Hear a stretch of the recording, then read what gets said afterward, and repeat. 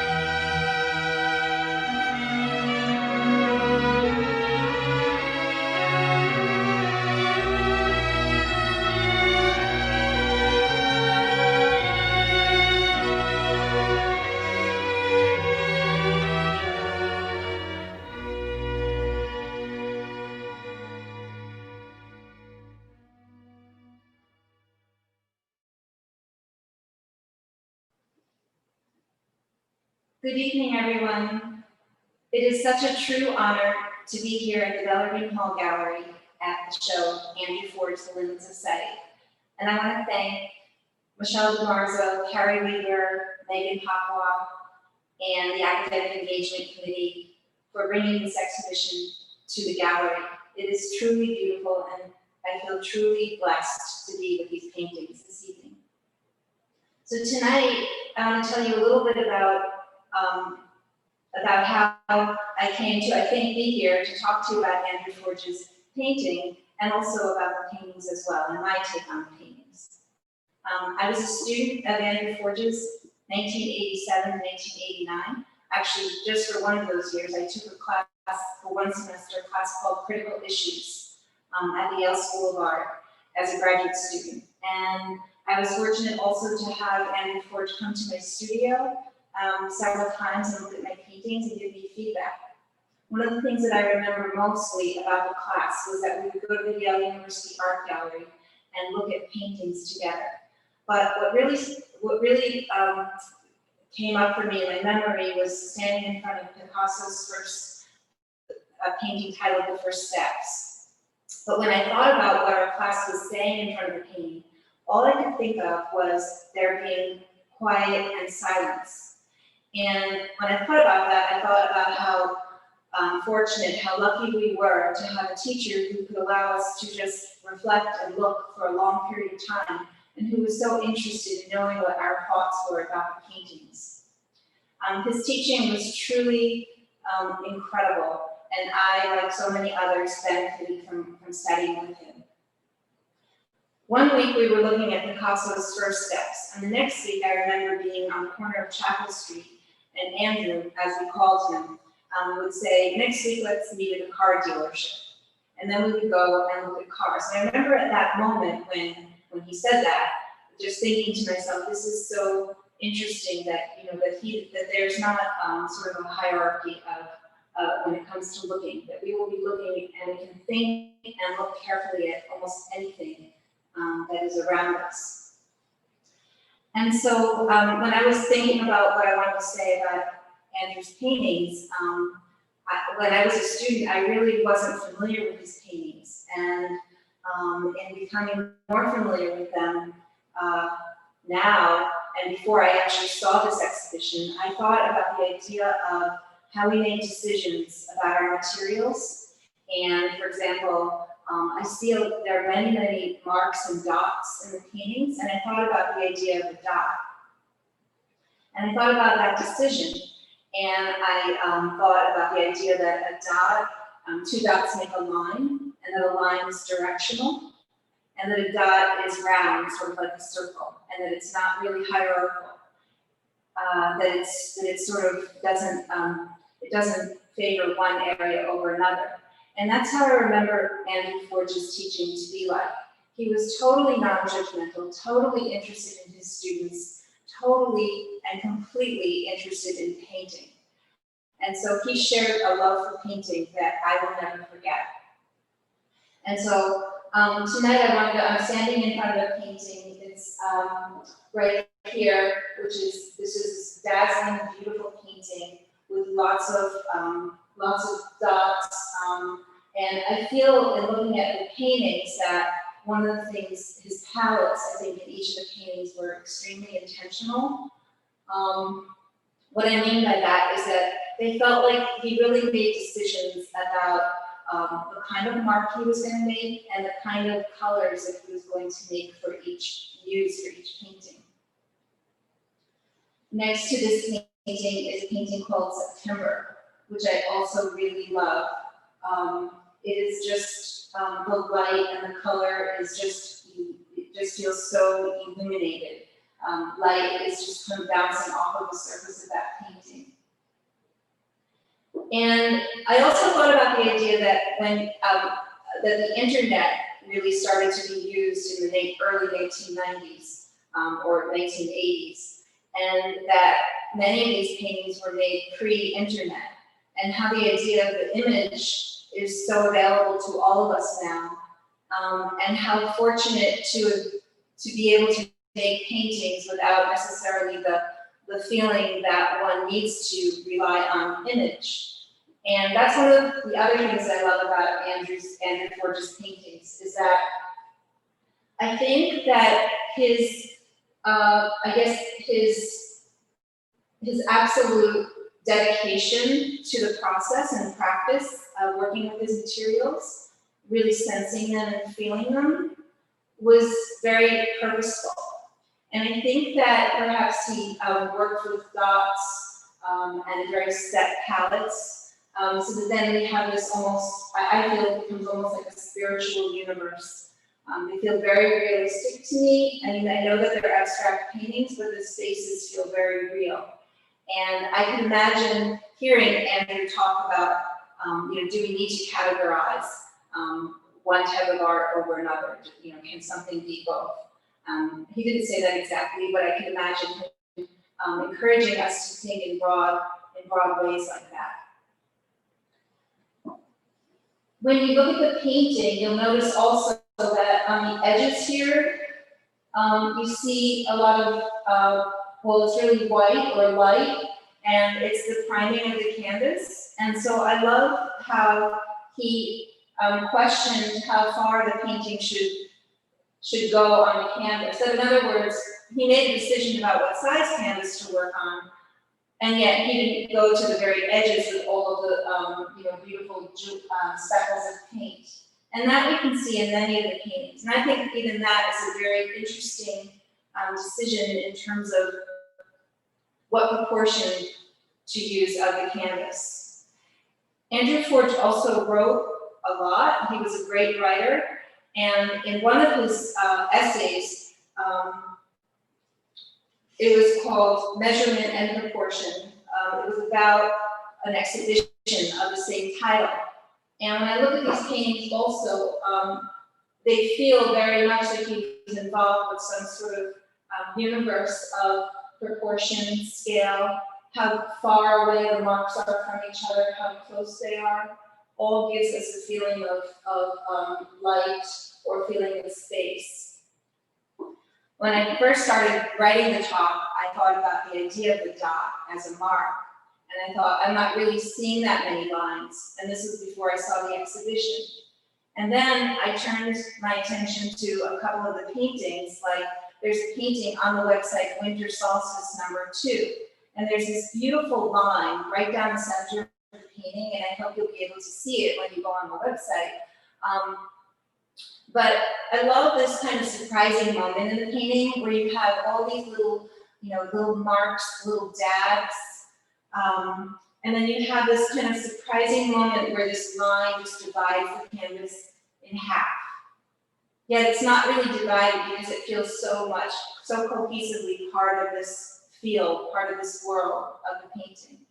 I think he was a brilliant colorist, and I think that perhaps, I don't know this as a fact or for sure, but perhaps by having something constant in his process, meaning the constancy of a dot or the constancy of small dots, that perhaps this was able to help him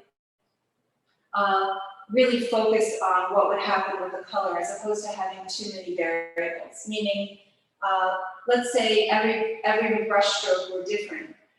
Then he would be thinking about the symphony of brush strokes and the symphony of color. Well, I feel that these paintings are symphonic, but I think it's really interesting, the decision about having kind of something that's a little, constant.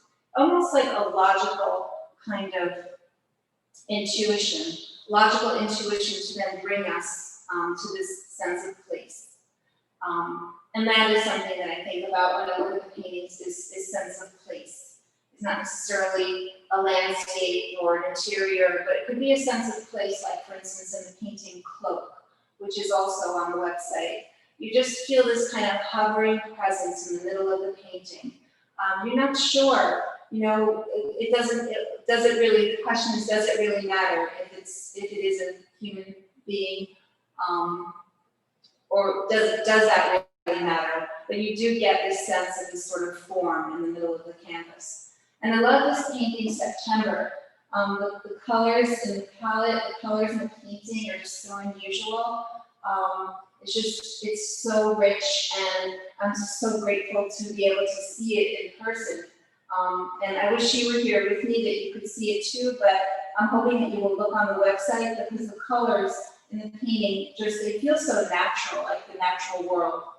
And that's one of the things that I think he did really beautifully, was to kind of set process for himself that would give us these very, very rich and dynamic paintings.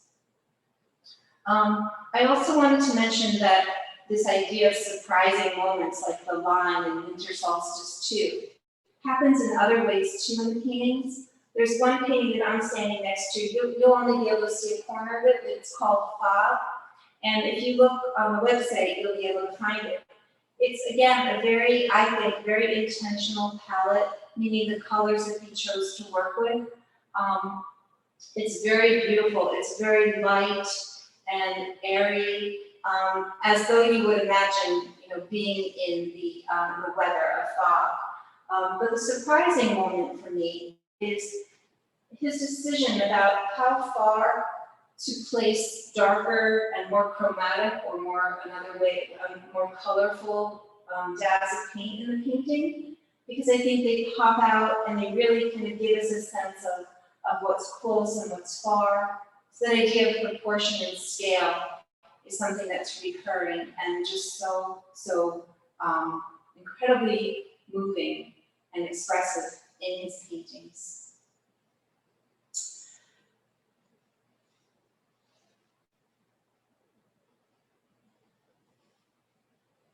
The other thing is that I think that there's breath in the paintings too. And when I look at the paintings, another word that came to mind was selfless. And I didn't really have a reason for that word. It just kept coming up for me, like selfless. And I wondered why. And the connection that I can make is that I feel very much the presence of Andrew Forge creating these. That in other words, for me, what I get from the paintings is that somebody who really loved the process of doing this. They don't feel that they were made for an audience. They're not performative in that way, but they're shared with us. So, and it's true, there's not a lot of recognizable imagery, but there are suggestions. And for that way, in that sense, although there's a realistic space, I feel. And so the word selfless came to me when I thought about, his making these in the studio. And also, perhaps I came up with that idea because at the time that I studied with Andrew, 87 to 89, I wasn't aware of his paintings. So to think that he was teaching and writing about a lot of great painters, and you can read about them, his writings in observation notation, and then also making these magnificent paintings. I just have so much, I'm so inspired by all that he did and all that he was able to accomplish, and how generous he was as a teacher, as a human being. And then to see these, and the time and care that he put in them, has really been a celebration for me, and really a true joy and pleasure. So I think I want to say thank you so much for joining me in this talk and for joining us. And I'm so totally grateful to you for participating. And thank you so much to my museum colleagues for bringing this exhibition here. Thank you. Thank you, Suzanne. So we'll wait to see if anyone has any questions, but I certainly have a question, and that is, I wonder if you, as a professor here at Fairfield of studio art, are there any ways that your experience with Andrew, or indeed other teachers that you had, have they shaped the teaching that you do now? That's a great question. Thanks, Michelle. Yeah, I think that, that our teachers really gave us a lot of space to sort of find our own voice and our own process. And I really valued that a lot. There wasn't a lot of sort of, there was instruction, but it was very much about staying true to who you are. It was graduate school, so it was different than being an undergrad. And so I had a little bit of background, although most of my undergrad was in liberal arts, but I was at art school at Tyler for a year. But they really allowed us like a tremendous range, a tremendous amount of freedom. And so I think that I like to give my students a reflective space I like to try I like to try to find assignments where each student is working with things that they're interested in. Because I think when we're interested in what we're doing or we're curious about what we're doing, we stay more focused. And so that's something that it's a challenge because the assignments, you know, sometimes one student is doing one thing, it looks very different than others, but I think that's something that I really benefited from my own education. Great. And I have to say, I was very interested and a little surprised to hear you say that you, as a graduate student at Yale, were not familiar with Andrew's work. So just as a person who has not taken a lot of studio art classes, is that typical in the sense of the professor maybe not wanting to, you know, overly encourage the students to try to imitate what the professor does? Oh, that's a great question too. Well, I was 24 when I started, and I don't know whether it's a combination that I was very involved with my own work. Maybe that's so. I had an awareness of my teachers, like what I guess I knew most of my teachers because what we did was we signed up for critiques. We would have there would be at that time there was paper on the walls and we would go and sign up, and that was based on knowing the faculty members' work. So I had an awareness that I wasn't really very familiar with his work in the same, you know, I knew that he was a painter, but I certainly didn't have formal background in knowing what kind, you know, specifically what the paintings were like. So we have a question from Mary Alice, who has asked, when did Andrew Forge die, and did he paint in Connecticut his entire life? Oh, okay. So that's a good question. I actually don't have the date for the year that he passed. I do, so I'll fill that part in from our little rack card. He died in 2002. Okay, thank you, Michelle. And I have heard that he lived in Washington, Connecticut, but I don't know for how many years. I know that he moved from England. Yeah. Yes, and I've mentioned to Mary Alice, if you go to thequicklive.com, you can watch exhibition curator Karen Wilkins' talk that she gave at the opening last week. You may have already watched that. She did also mention that one of his paintings is entitled Kent, and she made it very clear it is not Kent, Connecticut. It was the last painting he made of Kent, England, before he moved to the United States. And we have a question coming in from Kathy, who says, thank you for this talk. Do you know about how long it would take for Andrew Forge to complete a typical painting?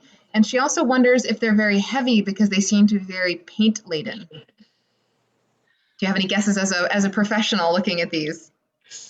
Oh, okay. Well, thanks, Kathy. You know, I don't know how long they took him to make. It's interesting that many of the paintings are labeled by month. It would just be a guess on my part. I don't have any factual information about this, but you know, the question is why are they titled a certain month of the year? But so I'm not sure how long they took to make. But to me, when I look at them, it looks like there are many layers. They could have taken a long time. And I'm not, in terms of how heavy they are, well, in judging from my own work and looking at these, I think they feel like they're very thick and dense and layered, but many of them actually, there's an optical illusion because many of them feel very, you know, there's not tons and tons of paint. They're not impasto. They're not used, I don't think, with a palette knife. Although some of them almost feel like they are. So I imagine the ones with the frames on them will be heavier. Like this one has a wooden frame on it, so it will be heavier. It looks like this is canvas, not wood. That's a great question because they do give the optical illusion that they would be very heavy. Michelle, I wonder if you know, because they were transported here, do you happen to know it? Well, as it happened, I assisted our registrar in unwrapping some of them and shifting them slightly. So I can say that they're not so heavy that I couldn't help lift them. So how that stacks up against other paintings, I don't know. We have another question coming in from Carmen, and she asks, this is a question, she says, from a rookie. How does Andrew's style of painting differ from other kinds of abstraction like Pollock? And Andrew Forge's style seems very measured and contemplative. Hmm. I agree, Carmen. That is a word that I had at one point. I had so many ideas coming through my mind in terms of what I was going to say, but contemplative, I think, is a great word, and I also think measured. I think he thought a lot about measurement and proportion. I think they're very different than Pollock, and I think that's a great comparison because Pollock was ultimately used paint sticks to throw the paint down, getting sort of a very wide gesture, an energetic gesture, whereas Andrew is making the decision to take little dabs of paint or lines in a very specific place, putting them on the canvas. So it's a wonderful comparison between Pollock and Andrew. It's so interesting because they both are, somewhat abstract painters. Pollock worked figuratively early on, and so did Andrew worked figuratively early on. And I had heard in Karen Whitgood's talk that he really was, a lot of his closest people around him were involved with realism, or painting figuratively. So there are a lot of interesting overlaps there, or differences, I would say, and a very rich comparison to make, I think. Thanks, Carmen. That's a great question. And we have a question from Suzanne, who says, so pleased to be able to attend this talk and see the show online. I love Andrew Forge's work. Even the darkest pieces seem to have an inner glow or luminous quality. How is this achieved? What part did the application of paint, the dots or lines, account for this inner light? Oh, thanks, Suzanne. It's nice to meet another Suzanne. That's a great thing to think about. I think, in my opinion, it's the change of his sensitivity for changing hue and chroma, meaning hue meaning the color, and also how intense or dull a color is. All these things. He had a really, I think, brilliant understanding for color harmonies, the way that colors would go together, and also you balance that with his feeling, which Carmen brought up, of measurement. So measurement, and then you have color relations, and you put it all together, and it's like symphonic, right? Because you have like how far dots are from each other, and then you have this feeling of a red. I'm looking at this painting over here, which I think is November. A red, slowly modulating into a reddish gray, and his understanding for how to modulate very carefully and slowly was also very measured. In the same way, I think that his mark making and how he used the brush. If he used a brush, I think he used a brush, but I'm not sure of that. But I think so, for little dabs. Great question. We have time for one more question, which is coming again from me. And it has to do with, you've said several times, as I look at this painting and knowing that many of our listeners right now who are not members of the Fairfield University community will not have the same opportunity as you to stand right in front of one of Andrew's paintings. I wonder if you could just describe, as an embodied experience, how do you walk up to one? Where do you stand? Do you move around it? Just what's your way of approaching an Andrew Forge? That's a wonderful question.